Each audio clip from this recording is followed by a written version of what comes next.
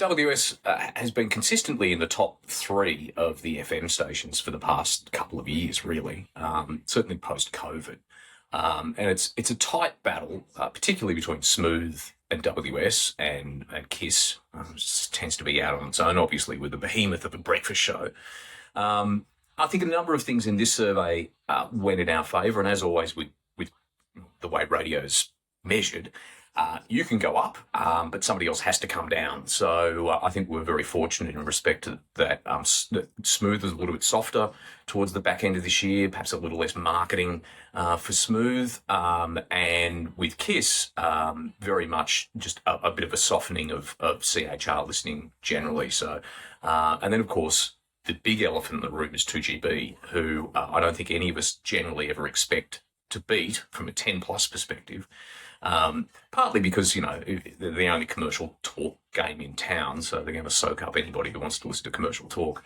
And it's a big powerhouse of a radio station with big personalities. So they've softened a bit as well towards the back of this year. Why do you think they softened? I mean, softening is a very nice word, but they went down very significantly. They did, but I think, partly I think there's statistical anomalies that we know come and go in the survey methodology. Sometimes you just get a bad bounce of a wave, which can, take a bit of time to flush through the system, and you end up with a couple of bad books, which is, I think, what they got. The Olympics? Look, I don't think so. I mean, again, it's only gut feel. I only know as much as anybody else knows. I think over the past 6 or 7 months, Sydney especially, I think, it's been a rough year in Sydney, and there's a lot of aggro going on worldwide. We had the US election, obviously, over the last couple of months as well. It's just provided a lot of entertainment value, but it's an aggressive kind of thing. And I think stations like GB that tend to rely, to get those big highs, they tend to rely on big events, whether they're federal elections or whether they're big sporting events, or whatever the case may be, hasn't had as much of those. But also, I generally think there's an attitude in Sydney at the moment of I've got enough going on in my own world.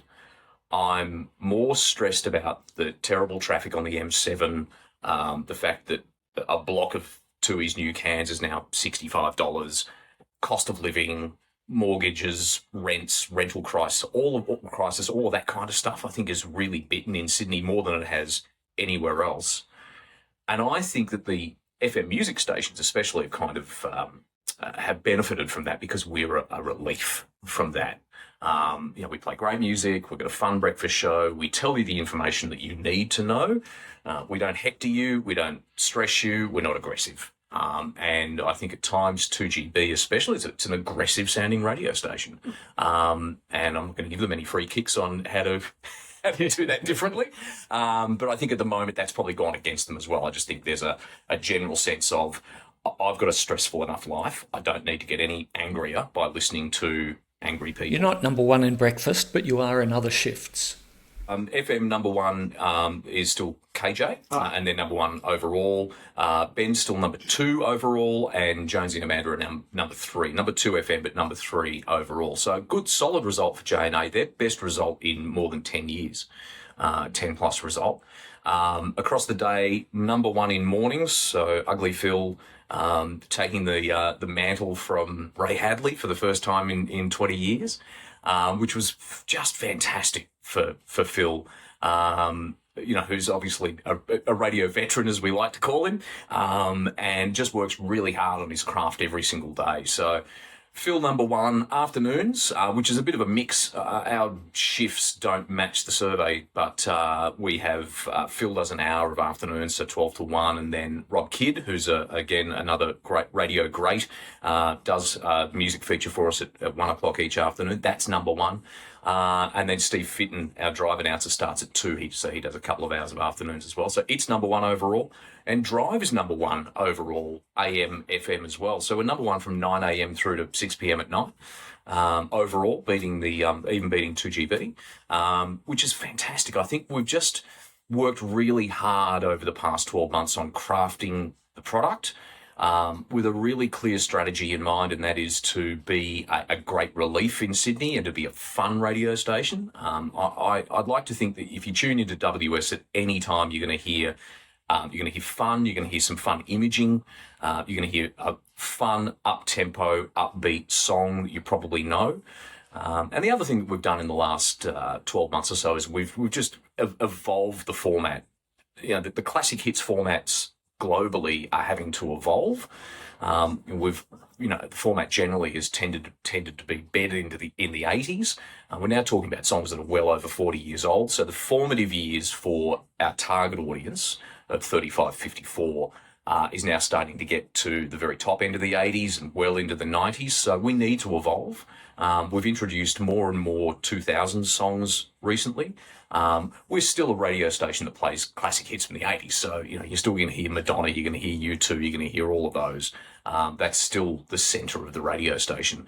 But more and more, we're hearing more and more of that newer stuff come through and less of the 70s stuff. We play very few 70s songs nowadays, primarily because they're nearly 50 years old, like me.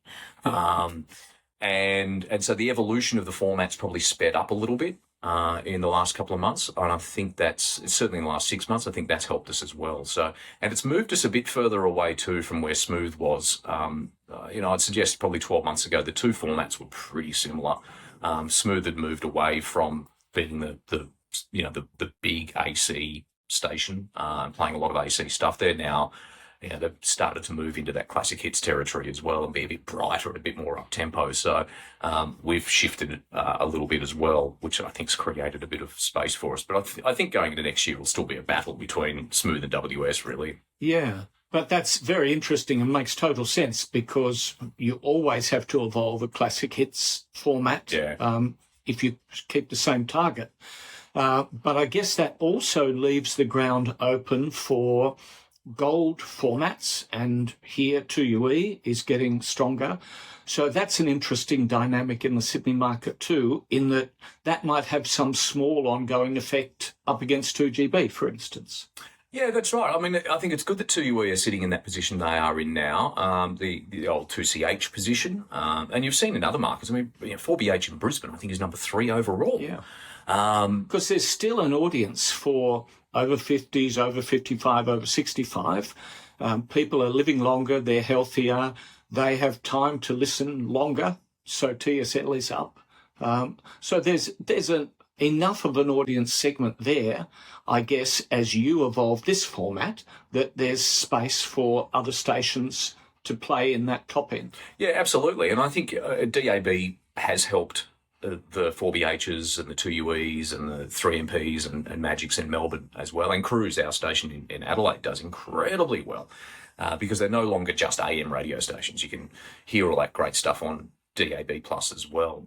But for us, business model-wise, we need to be playing further down in the younger end of the sandpit. So that's also where the money is too. And that's where the money is. So absolutely, that's where we'll go. So talking of money, can I ask you about the advertising types of business that want to advertise on WS?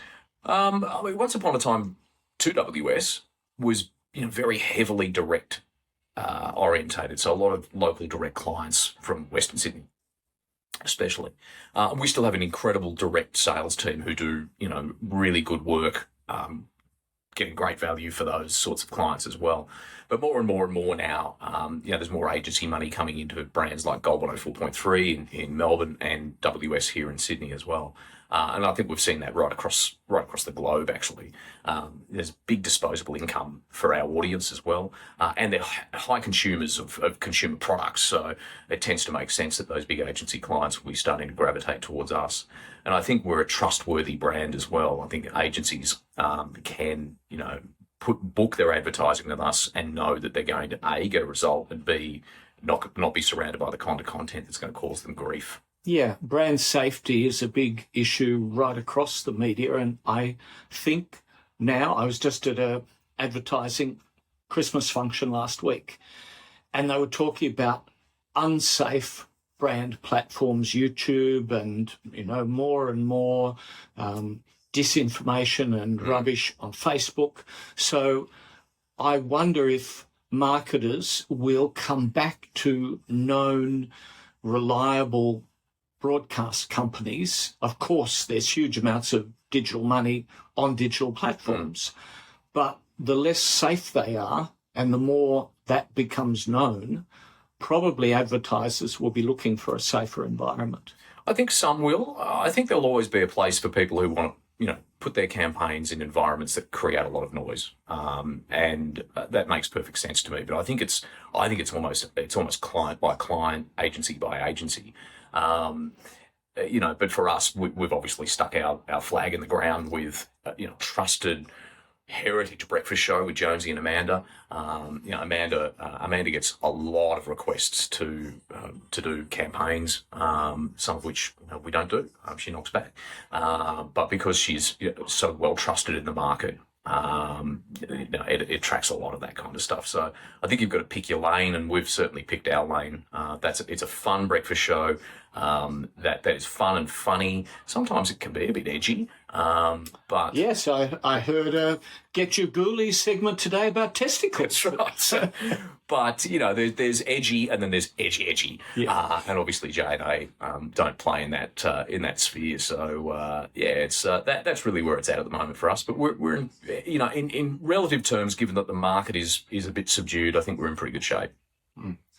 Well, congratulations on a number one survey. Well done. Thank you. It was a history-making moment. When the results when I got the results, I thought, wow, this is, and we went right back into the Wayback Machine to find out when, because we were all convinced 2WS had been number one consistently, but it wasn't. In fact, it was only number one once. In 1984, it shared equal number one 10 plus with 2UE, which was the big powerhouse station in the 80s. So it equaled number one in 1984. And it got very close when it converted to FM in 1993. I think it got very close to toppling 2UE and 2Day FM at the time, with the big dominant stations in the market. But it's never been number one on its own in its 46-year history. So, and its birthday was last Saturday, so it was a nice birthday present for the old girl. Yeah, nicely done. Thanks.